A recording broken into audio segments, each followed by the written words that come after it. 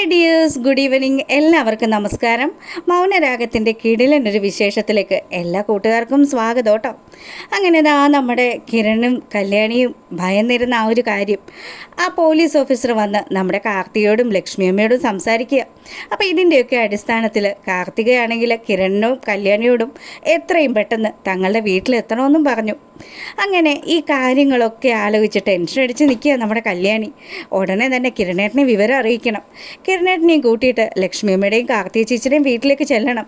എന്തായാലും അവരങ്ങനെ വിളിച്ചിട്ടുണ്ടെങ്കിൽ അതിന് പിന്നിൽ എന്തെങ്കിലും ഒരു കാര്യം കാണും. ഇനി ആ പോലീസ് ഓഫീസറെങ്ങാനും അവരുടെ വീട്ടിലെങ്ങാനും കേസന്വേഷണത്തിൻ്റെ ഭാഗമായിട്ട് എത്തിയിട്ടുണ്ടാകുമോ? അതാണ് നമ്മുടെ കിരണിൻ്റെ സംശയം. ഇനിയിപ്പോൾ കൂടുതലൊന്നും പറയണ്ട കിരണേട്ട. എന്തായാലും ചേച്ചിയും ലക്ഷ്മിയമ്മയും വിളിച്ചിരിക്കുന്നത് എന്തിനാണെന്ന് അറിയണമല്ലോ. അതിനു വേണ്ടിയിട്ട് നമുക്ക് അവരുടെ വീട്ടിലേക്ക് പോകാമെന്ന് പറയുക. അങ്ങനെ കിരണും കല്യാണിയും കൂടി നേരെ പോകുന്നത് കാർത്തികയുടെ വീട്ടിലേക്കാണ്. അവിടെ ചെന്നതും വന്നല്ലോ രണ്ടുപേരും, കയറിയിരിക്ക്. എന്താ അമ്മ പെട്ടെന്ന് വരാൻ പറഞ്ഞത്? അതോ നിങ്ങൾ രണ്ടുപേരും ആദ്യം ഒന്ന് ഇരിക്കേ. ശരിക്കും എനിക്ക് ഒരു കാര്യം നിങ്ങളോട് ചോദിച്ചു മനസ്സിലാക്കാനുണ്ട്. എന്താ കാർത്തികേ, എന്തു പറ്റി? അതെ, ചേച്ചിക്ക് നല്ല ടെൻഷനുണ്ടല്ലോ. എന്താ ചേച്ചി, എന്താ കാര്യമെന്ന് കല്യാണിയും ചോദിക്കുക. അപ്പം തന്നെ നമ്മുടെ കാർത്തിക പറഞ്ഞു, അതെ, ഇവിടെ ആ CA വന്നിട്ടുണ്ടായിരുന്നു. അയാൾ ഗംഗാപ്രസാദ് ഞങ്ങളുടെ കല്യാണം നടന്ന ദിവസം ഓഡിറ്റോറിയത്തിൽ എത്തിയ കാര്യമൊക്കെ പറഞ്ഞു. ഞാനൊന്നും അത് ആദ്യം വിശ്വസിക്കാൻ കൂട്ടാക്കിയില്ല. പിന്നെ അയാളൊരു പെൻഡ്രൈവിലെ വിഷ്വൽസൊക്കെ കാണിച്ചു തന്നു. അത് കണ്ടപ്പോൾ മനസ്സിലായി അവൻ അന്ന് ആ ഓഡിറ്റോറിയത്തിൽ വന്നിട്ടുണ്ടായിരുന്നു എന്ന്. അവിടെ നിന്നും അവൻ പുറത്തു പോയിട്ടില്ല. അങ്ങനെയാണെങ്കിൽ അവൻ എന്തോ അവിടെ വെച്ച് സംഭവിച്ചിട്ടുണ്ട് എന്നാണ് പോലീസുകാർ പറയുന്നത്. കാര്യങ്ങൾ ഏകദേശം തിരിഞ്ഞു വന്നിരിക്കുന്നത് ഇപ്പം കിരണിൻ്റെ പിന്നാലെയാണ്. അതുകൊണ്ട് കിരൺ എന്തെങ്കിലും അന്ന് സംഭവിച്ചിട്ടുണ്ടെങ്കിൽ നീ ഞങ്ങളോടത് പറയണമെന്ന് കാർത്തിക കർശനമായിട്ട് പറഞ്ഞു. ഇത് കേട്ടപ്പോൾ കിരൺ പറയുന്നുണ്ട്, അത് കാർത്തികെ, അന്നത്തെ ദിവസം ഒന്നും തന്നെ സംഭവിച്ചിട്ടില്ല. എന്തിനാ കിരണെ നീ ഞങ്ങളുടെ അടുത്ത് നിന്ന് ഒളിക്കുന്നത്? അവനെക്കൊണ്ട് ഏറ്റവും അധികം പ്രശ്നം ഉണ്ടായിരുന്നത് ഞങ്ങൾക്കായിരുന്നല്ലോ. ചെന്നൈയിൽ നിന്ന് ഞങ്ങൾ ഈ നാട്ടിൽ വരാൻ കാരണം തന്നെ അവനല്ലേ. അതുകൊണ്ട് നീ സത്യം ഞങ്ങളോട് പറയണം. ഇനിയും ഞങ്ങളുടെ അടുത്ത് നിന്ന് ഇതൊന്നും മറച്ചു പിടിക്കരുതെന്ന് കാർത്തിക കിരണിൻ്റെ അടുത്ത് പറഞ്ഞതും കല്യാണിയെ നോക്കിയിട്ട് കിരൺ പറഞ്ഞു, എന്നാൽ ഞങ്ങൾ സത്യങ്ങൾ തന്നെ പറയാം. ഇനിയിപ്പം നിങ്ങളുടെ അടുത്ത് നിന്ന് മറച്ചു പിടിച്ചിട്ട് കാര്യമില്ലല്ലോ. കേസ് അന്വേഷണം ആ രീതിയിലാണ് പോകുന്നത്. അതുകൊണ്ട് തന്നെ ഏത് നിമിഷവും ഞാൻ പിടിക്കപ്പെട്ടേക്കാം. എന്തൊക്കെയാ മോനെ നീ പറയുന്നതെന്ന് ലക്ഷ്മിയമ്മ ചോദിച്ചു. ഈ സമയം കിരൺ അന്ന് ദിവസം നടന്ന സംഭവങ്ങൾ മുഴുവനും വിവരിക്കുക. അന്നത്തെ ദിവസം അവൻ ആ ഓഡിറ്റോറിയത്തിൽ എത്തിയിട്ടുണ്ടായിരുന്നു. കാർത്തികയുടെ നേരെ തോക്ക് ചൂണ്ടി നിന്ന് അവനെ ഇടിച്ചു വീഴ്ത്തിയത് ഞാനാ. അതിനുശേഷം അവനെ ഞങ്ങൾ വലിച്ചഴച്ച് ആ ഒരു കിച്ചണിൻ്റെ ഭാഗത്തേക്ക് കൊണ്ടുപോയി. പിന്നീട് അവൻ അവിടെ വെച്ച് തലയ്ക്ക് നല്ലൊരു മുറിവ് പറ്റുക ചെയ്തത്. അങ്ങനെ അവൻ മരിച്ചത്. അതിനുശേഷം ഞാനും രതീഷും വേലും കൂടിയാണ് അവൻ്റെ ബോഡി മറവ് ചെയ്തത്.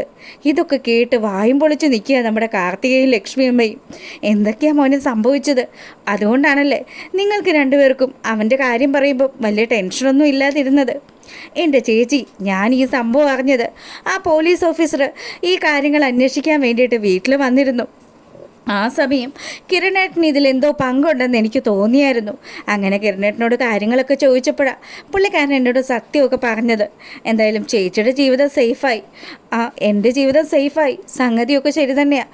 പക്ഷേ ഇതുമൂലം നിങ്ങൾക്ക് രണ്ടുപേർക്കും ഒരു പ്രശ്നവും ഉണ്ടാവാൻ പാടില്ല. അങ്ങനെ ഉണ്ടായിക്കഴിഞ്ഞാൽ പിന്നെ അതെനിക്ക് താങ്ങാൻ പറ്റില്ല എന്ന് ലക്ഷ്മിയമ്മ പറയുക. അങ്ങനെ ഇവിടെ ഈ കാര്യങ്ങളൊക്കെ നടക്കുക. ഈ സമയമാണെങ്കിൽ അച്ഛനും മോളും കൂടെ ചില കാര്യങ്ങളൊക്കെ പ്ലാൻ ചെയ്തിരുന്നല്ലോ. എന്തായാലും ആ കാര്യങ്ങൾ നടപ്പാക്കാൻ വേണ്ടിയിട്ട് നമ്മുടെ ബഗാസുരൻ ഒരുമ്പിട്ടിറങ്ങിയിരിക്കുക. എത്രയും പെട്ടെന്ന് തൻ്റെ മകളുടെ ജീവിതത്തിൽ നിന്നും കല്യാണി എന്ന് പറയുന്ന അവളെ നശിപ്പിച്ച് ഇല്ലാണ്ടാക്കിയിട്ട് അതിനുശേഷം തൻ്റെ മരുമകനായിട്ട് കിരണിനെ അങ്ങ് എടുക്കുക. ഇത് മാത്രമാണ് ബഗാസുരൻ്റെ ഒരേ ഒരു ലക്ഷ്യം. അങ്ങനെ ആശാൻ അവിടെ നിന്ന് ഇറങ്ങിയത് നേരെ വരുന്നത് നമ്മുടെ ചന്ദ്രസേനൻ്റെയും രൂപയുടെയും വീട്ടിലേക്കാണ്. ഉമ്മറത്ത് വന്നതും ആ ഒരു കോളിംഗ് ബെല്ല് കേട്ടിട്ട് വാതിൽ തുറക്കുന്നത് നമ്മുടെ ശാരിയാട്ടോ. ശാരിയെ കണ്ട പാടെ തന്നെ, ശാരി ഞാൻ വന്നു. നിങ്ങളെപ്പോൾ പരോളിലിറങ്ങി? നിങ്ങൾ ഇറങ്ങുന്ന കാര്യത്തെക്കുറിച്ച് മോളൊന്നും പറഞ്ഞില്ലല്ലോ. എന്തിനാ മനുഷ്യ നിങ്ങൾ ഇങ്ങോട്ട് വന്നത്? ഇവിടുത്തെ രൂപയും ചന്ദ്രസേനനും ഒക്കെ ഉണ്ട്. അവരെങ്ങാനും നിങ്ങളെ കണ്ടു കഴിഞ്ഞാൽ പിന്നെ അത് മതി. ഞാൻ അവരോടൊക്കെ കണ്ട് 2 വാക്ക് സംസാരിക്കാമെന്ന് വിചാരിച്ചാൽ ഇങ്ങോട്ട് വന്നിരിക്കുന്നത്. എൻ്റെ ദൈവമേ, ഞങ്ങൾക്ക് നിങ്ങൾ മൂലം നഷ്ടങ്ങൾ മാത്രമേ സംഭവിച്ചിട്ടുള്ളൂ. ആ സമയത്തും ഞങ്ങളെ ചേർത്ത് പിടിച്ചതാ രൂപയും സേനനും ഒക്കെ. ഇനി ഇവിടെ നിന്ന് ഞങ്ങൾക്ക് കിട്ടുന്ന സഹായങ്ങളൊക്കെ ഇല്ലാണ്ടാക്കാനാണോ നിങ്ങളിങ്ങോട്ട് കുറ്റിയും പറിച്ച് വന്നിരിക്കുന്നതെന്ന് ശാരി ചോദിച്ചു. ഇത് കേട്ടപ്പോൾ ബകാസുരൻ പറയുന്നുണ്ട്, അല്ല ശാരി, ഞാൻ വന്നത് എനിക്ക് അന്ന് അങ്ങനെ ഒരു തെറ്റ് പറ്റി. അതിനൊക്കെ എനിക്ക് രൂപയോട് മാപ്പ് പറയണം. രൂപയോട് മാത്രമല്ല, ചന്ദ്രസേനനോടും മാപ്പ് പറയണം. അതുകൊണ്ട് നീയൊന്ന് അവരെ വിളിക്കാവോ? അങ്ങനെ ഇവർ സംസാരിച്ചുകൊണ്ട് നിൽക്കുമ്പോഴാണ് നമ്മുടെ സേനൻ അങ്ങോട്ട് വരുന്നത്. സേനനെ കണ്ടതും, അതെ, ചന്ദ്രസേനൻ വന്നല്ലോ. എനിക്ക് ചന്ദ്രസേനനെ കണ്ടാൽ സംസാരിക്കേണ്ടത്. നീ അപ്പോൾ പുറത്തിറങ്ങി? ഞാൻ പുറത്തിറങ്ങിയത് ഇന്ന് രാവിലെയാണ്. അപ്പം തന്നെ ഞാൻ വിചാരിച്ചു നിങ്ങളെയൊക്കെ ഒന്ന് വന്ന് കാണണമെന്ന്. ഞങ്ങളെ കാണണമെന്നോ? നീയൊക്കെ എന്തിനാ ഞങ്ങളെ കാണുന്നത്? എടാ, നീ എന്തൊക്കെ ദ്രോഹ എൻ്റെ കുടുംബത്തോട് ചെയ്തിരിക്കുന്നത്. എൻ്റെ മക്കൾക്ക് എന്തൊക്കെ പ്രശ്നങ്ങളാണ് നിന്നെ കൊണ്ട് ഉണ്ടായിരിക്കുന്നത്. അതുകൊണ്ട് നീയും ഞങ്ങളും തമ്മിൽ യാതൊരുവിധ ബന്ധവും ഇല്ലല്ലോ. പിന്നെ നിനക്കിവിടെ ബന്ധമെന്ന് പറയാനായിട്ട് താൻ നിൽക്കുന്ന നിൻ്റെ മോളും കൊച്ചുമോളും മാത്രമല്ലേ ഉള്ളൂ. അതല്ലാതെ നിനക്കിവിടെ ഒരു സ്വന്തക്കാരും ഇല്ല. പണ്ടൊക്കെ ആയിരുന്നെങ്കിൽ എൻ്റെ ഭാര്യ ആങ്ങളെന്ന് പറഞ്ഞ് ജീവൻ കളയുമായിരുന്നു.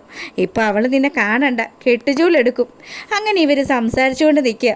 ഈ സമയമാണെങ്കിൽ രൂപയും അങ്ങോട്ട് വന്നു. ഇവനിതെപ്പോൾ പുറത്തിറങ്ങി?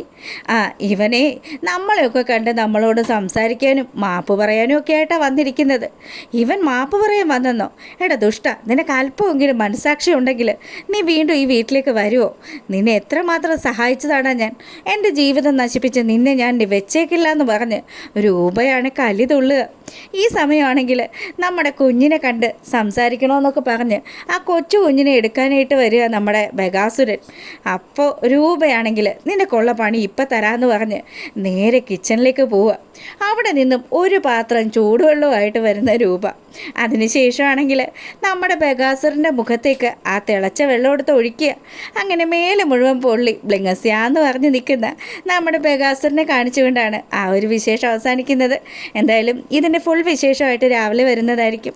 വീഡിയോ ഇഷ്ടമായിട്ടുണ്ടെങ്കിൽ ലൈക്ക് ചെയ്യുക. അപ്പം എല്ലാവർക്കും നല്ലൊരു രാത്രി ആശംസിച്ചുകൊണ്ട് വീഡിയോ വൈൻഡപ്പ് ചെയ്യാണ്. അപ്പോൾ ഗുഡ് നൈറ്റ്.